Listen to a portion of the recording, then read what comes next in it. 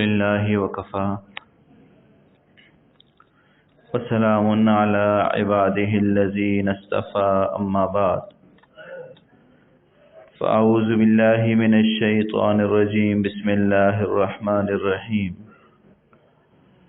وما أنفقتم من شيء فهو يخلفه وهو خير الرازقين سبحان ربك رب العزة عما يصفون وسلام على المرسلين والحمد لله رب العالمين اللهم صل على سيدنا محمد وعلى آل سيدنا محمد وبارك وسلم اللهم صل على سيدنا محمد وعلى آل سيدنا محمد وبارك وسلم۔ دنیا میں کچھ لوگوں کے ذہن میں یہ بات ہوتی ہے اور ان کی یہ خواہش ہوتی ہے کہ میرے بچوں کو یا مجھے سرکاری نوکری مل جائے، اور وہ سرکاری نوکری چاہنے کی ایک وجہ یہ بھی ہوتی ہے کہ انسان کچھ عرصہ کام کرتا ہے، اس کے بعد اس کی ریٹائرمنٹ ہو جاتی ہے، ریٹائرمنٹ کے بعد اس کو جو ہے اس سے جاب کے بینیفٹس ملتے رہتے ہیں، اس کو پینشن آتی رہتی ہے، اور لوگ کہتے ہیں جی پھر بیٹھ کے بڑھاپے میں کھاؤں گا۔ اور اسی طرح کچھ انسان ایسی انویسٹمنٹ بھی کرتا ہے کہ جی مجھے کچھ کرنا نہ پڑے، جس طرح کوئی لوگ ہاؤس بنا کے رینٹ پہ دے دیتے ہیں، کسی کرایہ آتا جائے گا اور میری زندگی چلتی جائے گی۔ تو انسان چاہتا ہے کہ جی جب اس وقت میں کمانے کے قابل نہ رہوں اس وقت بھی مجھے جو ہے انکم حاصل ہوتی رہے۔ جوانی میں تو ہر بندہ کما سکتا ہے، بڑھاپے میں کمانے کے قابل نہیں ہوتا، تو اس کی وہ سوچتا ہے کہ جی کون سا ایسا کام کروں جب میں کمانے کے قابل نہ رہوں اس وقت بھی کمائی آتی رہے۔ اور واقعی ایسے بہت سارے لوگ ابھی بیٹھے ہوں گے، کوئی کماتے نہیں ہیں، کمائی آ رہی ہے ان کے پاس۔ تو اسی طرح اگر اس بات کو ایک دوسرے پیرائے میں ہم دیکھیں، مومن کو کبھی یوں بھی سوچ لینا چاہیے کہ یار میں کون سا ایسا کام کروں جب میں نیکیاں کمانے کے قابل نہ رہوں تب بھی نیکیاں ہوتی رہیں، تب بھی نیکیاں میری بڑھتی رہیں، مجھے نیکیوں کی ضرورت ہو تو نیکیاں کام آتی رہیں۔ تو حدیث مبارکہ میں کچھ ایسے اعمال بتائے ہیں جن کو کرنے سے جب وہ نیکیاں کرنے کے قابل نہیں ہوتا تب بھی نیکیاں ملتی رہتی ہیں، پینشن ملتی رہتی ہے، رینٹ آتا رہے گا۔ تو بھائیو، اگر دنیا کے لیے ہم سوچ سکتے ہیں تو کبھی یوں بھی تو سوچ لیں کہ یار میں جب نیکیاں کمانے کے قابل نہیں رہوں گا تو کون سا ایسا کام کروں کہ مجھے اس وقت بھی نیکیاں ملتی رہیں۔ حدیث مبارکہ میں ہے، ابو ہریرہ رضی اللہ تعالی عنہ سے یہ روایت ہے، فرماتے ہیں کہ رسول اللہ صلی اللہ علیہ وسلم نے ارشاد فرمایا کہ مومن کو اس کے عمل اور نیکیوں میں سے مرنے کے بعد جو نیکیاں پھر ملتی رہتی ہیں۔ جیسے آپ کو سمجھایا کہ دنیا میں انسان چاہتا ہے کہ میں بڑھاپے میں مجھے جو ہے وہ آمدن ہوتی رہے، جب میں کمانے کے قابل نہ رہوں تب بھی آمدن ہوتی رہے، تو وہ کوئی ایسے کام کرتا ہے کہ اس کی آمدن ہو جاتی ہے۔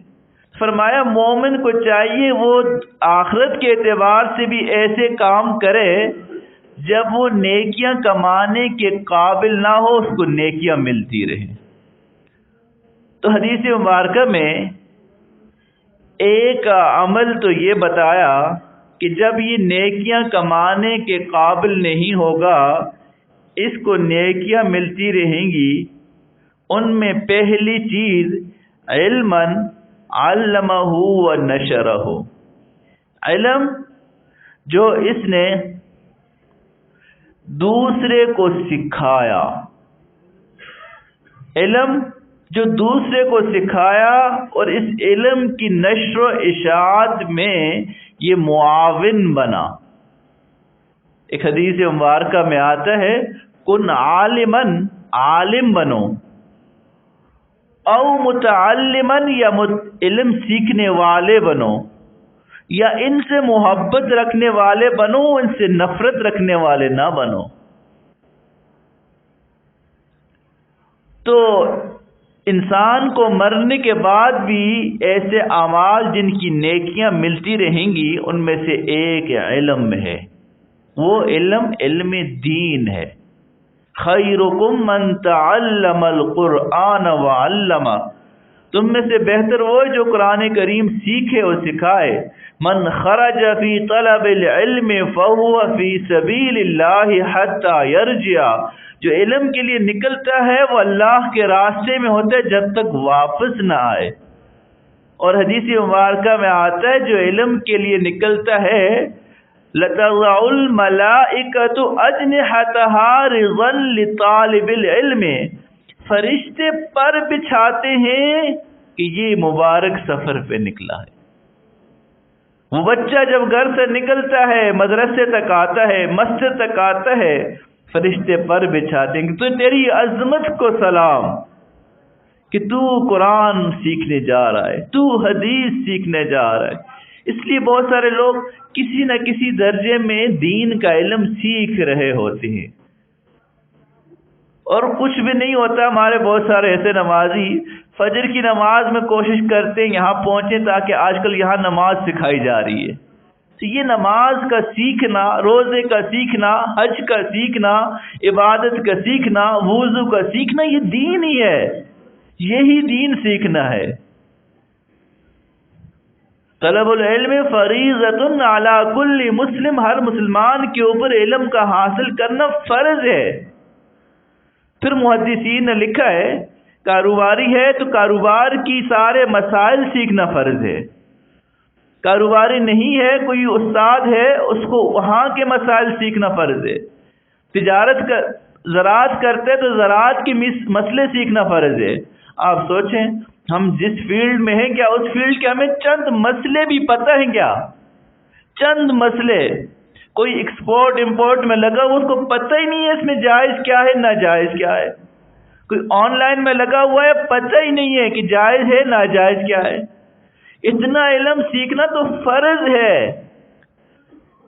صرف نفس سے کمانے کے لیے تو مومن نہیں آیا نا میرے بھائیوں، ہم نے کمانا ہے، یاد رکھیے گا، ہم نے نہیں کمانا۔ مسلمان کے ذمہ کمانا نہیں ہے، مسلمان کے ذمہ حلال کمانا ہے۔ جو آپ کو جتنے بھی پلیٹ فارم سوشل میڈیا ملیں گے وہ آپ کو کمانے کا طریقہ بتاتے ہیں، حلال کمانے کا طریقہ نہیں بتاتے۔ یوٹیوب پہ آپ کو جو ہے نا ویڈیو نظر آئے گی، اتنے یوں کرو اتنے لاکھوں مل جائیں گے، حلال ملیں گے حرام ملیں گے، یہ اس کا ہیڈک نہیں ہے، وہ نہیں بتائے گا۔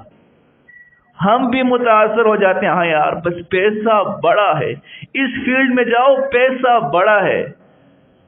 بھائی سوال یہ ہے وہ پیسہ حلال بھی ہے یا حرام ہے؟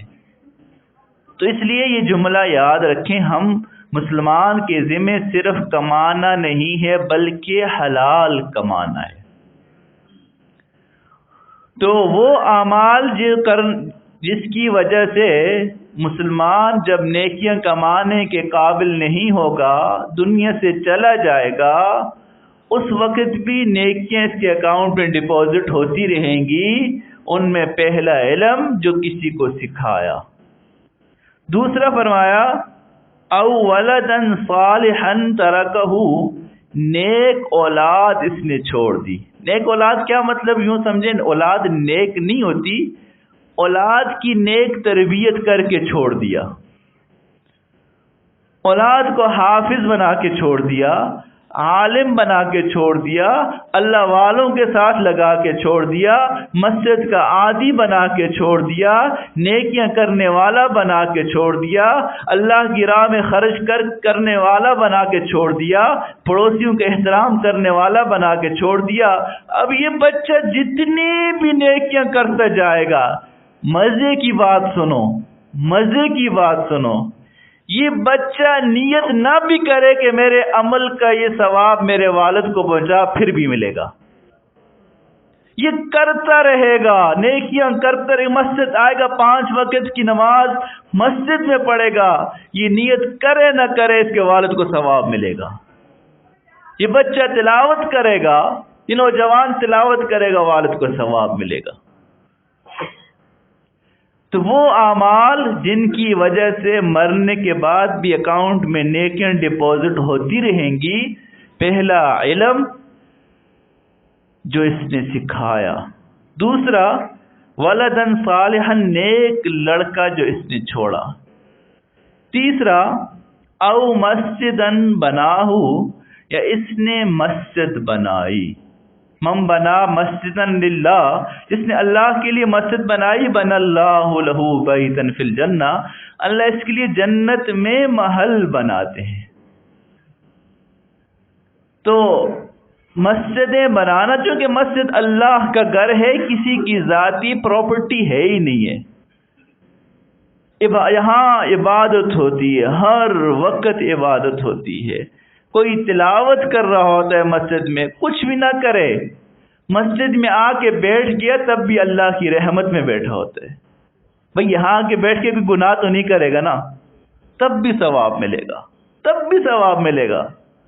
حدیث مبارکہ میں آتا ہے، مسلمان نماز پڑھتا ہے، نماز پڑھنے کے بعد جتنی دیر تک اپنی جگہ پر بیٹھا رہتا ہے، اس کو نماز کا ثواب ملتا رہتا ہے۔ اب گھنٹہ بیٹھے رہیں، خاموشی سے بیٹھے رہیں، اور ایک روایت میں یوں آتا ہے کہ نیکیاں اس کے اوپر بکھیری جاتی ہیں، نوافل پڑھتے ہیں، نیکیاں بکھیری جاتی ہیں۔ تو وہ اعمال جن کی وجہ سے مرنے کے بعد بھی انسان کو نیکیاں یوں ملتی رہیں گی۔ کئی دفعہ ہمارے اکاؤنٹ میں کبھی پیسے آ جائیں، ہم کتنے خوش ہوتے ہیں، یار پتہ نہیں کس نے بھیج دیے، اور کئی دفعہ جو ہے کچھ زیادہ ہی آ جاتے، انسان کو ہارٹ اٹیک بھی ہو سکتا ہے کہ یار یہ میرے اکاؤنٹ میں 1 کروڑ کس نے بھیج دیا۔ تو مومن مرنے کے بعد اس کو یوں نیکیاں ملے گی، 1 کروڑ نیکیاں، 2 کروڑ نیکیاں، خوش ہوگا، یار میں نے تو دنیا میں ایسے کام، اس ٹائم اس کو خوشی ہوگی کاش میں اور زیادہ کر لیتا۔ یہ تو نیکیاں آئی جا رہی ہیں، آئی جا رہی ہیں، آئی جا رہی ہیں، ختم ہی نہیں ہو رہی۔ دنیا میں ہمیں رینٹ ملتا رہتا ہے مکان کا، تو ہم کتنے خوش ہوتے ہیں، چلو یار سکون کی جو ہے نا وہ رینٹ ملتا جا رہا ہے، مجھے کام کرنے کی ضرورت نہیں۔ وہاں نیکیاں ملتی رہیں گی جب ہم کمانے کے قابل نہیں ہوں گے۔ تو تیسرا فرمایا مسجد جو اس نے بنائی، چوتھا او بیتن لابن السبیل بناہو، راستے میں گزرنے والوں کے لیے کوئی ویٹنگ ایریا بنا دیا، کہیں پانی کا کولر لگا دیا، کوئی ان کو سہولت دے دی کہ مسافر گزرتے ہیں، چلو یار ان کو لیے یہ سہولت ہو جائے گی، تھوڑی دیر چھاؤں میں بیٹھ جائیں گے۔ یہ بھی اللہ کے ہاں بہت اجر کا باعث، صدقہ جاریہ میں سے یہ ہے۔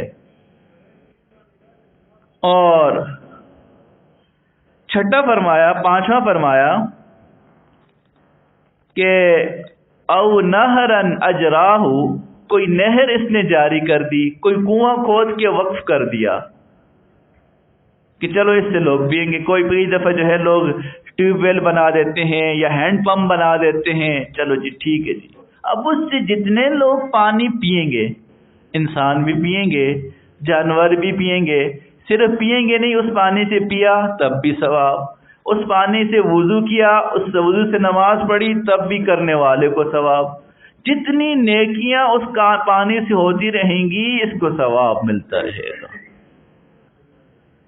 اور چھٹا فرمایا کہ یہ بھی اہم ہے، او صدقۃ اخرجہا من مالہ فی صحتہ و حیاتہ، جب انسان صحت میں ہوتا ہے، بڑی بہترین جیب میں پیسہ بھی ہوتا ہے، اس ٹائم جو صدقہ نکالتا ہے وہ صدقہ جاریہ بن جاتا ہے۔ اپنے مال جب اپنے ہاتھوں سے انسان قدرت ہوتی ہے، اب کسی کے پاس کروڑوں ہے، مر رہا ہے، اور یار مسجد میں دے دو، ٹھیک ہے اس کا اجر ملے گا، لیکن جب انسان کو ضرورت بھی ہے، سب کچھ ہے، پھر بھی اللہ کی راہ میں دے رہا ہے، اپنی صحت میں دے رہا ہے، اپنے ہوش و حواس میں دے رہا ہے، اپنی ضروریات کو پس پشت رکھ کے اللہ کی راہ میں دے رہا ہے، وما انفقتم من شیء فهو یخلفہ، ارے جو اللہ کو انسان دے گا وہ اللہ اس کو واپس کر دیتا ہے۔ اللہ کے نبی نے فرمایا میں قسم کھا کے کہتا ہوں صدقہ دینے سے مال میں کمی نہیں آئے گی۔ اپنے قریبی رشتہ داروں کو دیکھیں، ان کے ساتھ ہیلپ کریں۔ اللہ نے دینے والا جب بنایا ہے تو دیتے رہیں، صلاحیتیں دی ہیں، علم دین سیکھیں، علم دین دنیا کو سکھائیں۔ صلاحیت اللہ نے مال دیا ہے، ہینڈ پمپ کھلوا دیں۔ اللہ نے مال دیا ہے، کوئی قرآن خرید کر کسی کو پڑھنے کے لیے دے دے، کسی کو مصحف کا وارث بنا دیا تب بھی یہ صدقہ جاریہ ہے۔ اور آگے فرمایا کہ سرحدوں پر پہرا دینا، اسلامی مملکت کی سرحدوں پر پہرا دینا، دشمن کے خلاف کھڑے ہو جانا، یہ بھی صدقہ جاریہ میں سے ہوتا ہے کہ سب کے جو ہے وہ لوگ بیٹھے ہیں پیچھے سکون سے، اور یہ فوج کے لوگ، یہ مجاہدین یہ سرحدوں پہ پہرا دے رہے ہوتے ہیں، یہ صدقہ جاریہ میں سے ہے۔ تو اس لیے ہم کوشش یہ کریں اپنی زندگی میں کچھ اعمال ایسے کریں کہ جب ہم نیکیاں کمانے کے قابل نہ ہوں تب بھی نیکیاں ہمیں ملتی رہیں۔ چند ایک بتا دیے، دوبارہ دہرا دیتا ہوں۔ ایک علم جو سیکھا اور سکھایا، پھیلایا، علم کے اس میدان میں انسان معاون بنا۔ رات کو حضرت نے ایک واقعہ سنایا، بڑا عجیب واقعہ تھا۔ کہنے لگے کہ تبلیغ کے اندر بہت بڑا کام کیا مفتی زین العابدین صاحب نے۔ ان کی جو ہے اس تبلیغ سے پہلے ایک پان والے کے ساتھ دوستی تھی، تو کسی طریقے سے پان والوں کو جو ہے تبلیغی جماعت سے روزے پہ لے گئے۔ اب یہ جب واپس آیا پان والا تو حضرت اس کے پاس گئے، حضرت کو بھی بڑی ترغیب دی، حضرت ایک دفعہ آپ سے روزہ لگا ہی لینا۔ تو دوستی اتنی تھی، حضرت نے سے روزہ لگایا، تو حضرت کو تو کام سمجھ آ گیا، انہوں نے جو ہے پوری دنیا میں پھر تبلیغ کا کام کیا۔ پان والا تو اپنی جگہ پہ رہا، لیکن حضرت نے پوری زندگی پھر اس دین کی اشاعت کا کام کیا۔ اب بتاؤ کہ پان والے کو ثواب ملے گا نہیں ملے گا؟ حضرت کی جتنی نیکیاں ہیں وہ اپنی جگہ پر، ان سب نیکیوں کا اجر پان والے کو بھی ملے گا۔ اس لیے علم دین سیکھ سکتے ہیں، بڑی اچھی بات، نہیں سیکھ سکتے علم دین میں معاون بن جاؤ، دوسرے کو بتا دو، محبت کرنے والے بن جاؤ، نفرت کرنے والے نہیں۔ علماء سے، مجاہدین سے، اللہ والوں سے نفرت کرنے والے مت بنو۔ تو جو نیکیاں مومن کو بعد میں ملیں گی، علم علمہ، علم جو سکھایا، نیک اولاد جو چھوڑی، مسجد بنا دی، او یا کسی مسافروں کے لیے کوئی سہولت دے دی، یا نہر کنواں کھدوا دیا، یا اپنی صحت میں، حیات میں صدقہ نکالا، یا کوئی درخت پھل والا لگا دیا جس سے لوگ آ کے کھاتے رہتے ہیں، تو یہ بھی صدقہ جاریہ ہے۔ سرحدوں پہ پہرا دینا، یہ بھی صدقہ جاریہ ہے۔ تو صدقہ جاریہ کی دو صورتوں کا ایک آپ کے سامنے مزید وضاحت بھی کر دوں، ایک اعلان بھی کر دوں کہ ہمارے یہاں پہ الحمدللہ سولر کی ہم نے ترتیب بنائی کہ جی سولر لگا دیتے ہیں تاکہ بجلی کا بل بھی کنٹرول ہو جائے گا۔ تو پھر میں نے ساتھیوں سے کہا کہ یار اس کو اس طرح تقسیم کرو کہ زیادہ سے زیادہ لوگوں کا حصہ مسجد میں پڑ جائے، تاکہ ان کو جب نیکیاں لوگ کرتے جائیں گے تو ہمارے ہر مسلمان بھائی کو اس میں اجر ملتا جائے۔ تو انہوں نے یوں تقسیم کیا کہ اس کو جو ہے وہ ٹوٹل 1500 یونٹ بنائے اور ایک یونٹ کے انہوں نے پیسے 1200 رکھے، اور یہ اتنا اچھا تھا، سب ساتھی سمجھتے ہیں کہ یار یہ بڑا نیکی کا کام ہے۔ تو ہمارے جو خدمت والے ساتھی ہیں سب سے پہلے انہوں نے کہا کہ جی ایک یونٹ تو ہم خود ہی دیں گے، کہ جی ہم جب تک یہ لوگ قرآن پڑھتے رہیں گے، اس روشنی میں نمازیں پڑھتے رہیں گے، تلاوت کرتے رہیں گے، ہمیں اجر ملتا رہے گا۔ اور کسی نے اپنے والدین کے لیے جو ہے وہ لیا اور کسی نے کس کے لیے لیا۔ تو میرے حال میں کچھ یونٹس باقی ہیں، کوئی 1000 کے قریب یا 1100 کے قریب۔ آپ میں سے جو چاہے کر دے، نہیں کریں گے اللہ کسی اور سے کروا دے گا۔ وہ اللہ کا گھر ہے، بن کے رہے گا، اس کے نہ میں محتاج ہوں نہ آپ محتاج۔ ہاں ہم محتاج ضرور ہیں لیکن اللہ بے نیاز ہے۔ ایک تو یہ ہے۔ دوسرا، ایک علم میں معاون بنے، اہل علم کے ساتھ بیٹھیں۔ تو ہمارے ادارے ہدایہ اکیڈمی میں کل انشاءاللہ مغرب کے بعد یہاں بے بینکوٹ ہے، عائشہ مسجد کے بالکل ساتھ، وہاں رمادہ کے ساتھ ہے، شام کو تقریب ہے۔ میں آپ سب کو یہ دعوت دیتا ہوں کہ آپ اس میں ضرور شرکت کریں۔ آپ شرکت کریں گے، آپ کو اندازہ ہوگا میری زندگی کا سب سے حسین دن آج کا دن ہے۔ آپ خود اپنے اوپر فخر کریں گے کہ یار میں کتنی زبردست محفل میں آ گیا، کہ جہاں دور حدیث کی آخری حدیث کا درس بھی ہوگا، علماء بھی آئیں گے، مختلف یونیورسٹی کالج کے جو ہے وی سی بھی آئیں گے، اور آپ دیکھیں گے کہ جی ایک 70 سال کے بوڑھے نے کیسے درس نظامی پورا کیا، ایک چارٹرڈ اکاؤنٹنٹ کیسے جو ہے عالم بن گیا، ایک MBBS ڈاکٹر کیسے عالم بن گیا۔ یہ سارے مناظر آپ وہاں انشاءاللہ دیکھیں گے۔ تو سب کو یاد رہے گا نا انشاءاللہ؟ کب یاد رہے گا؟ کب ہے پروگرام انشاءاللہ؟ کل شام کو مغرب کے بعد۔ کوشش کریں مغرب وہیں پڑھ لیں، ہم تو عصر سے پہلے وہاں پہ ہوں گے۔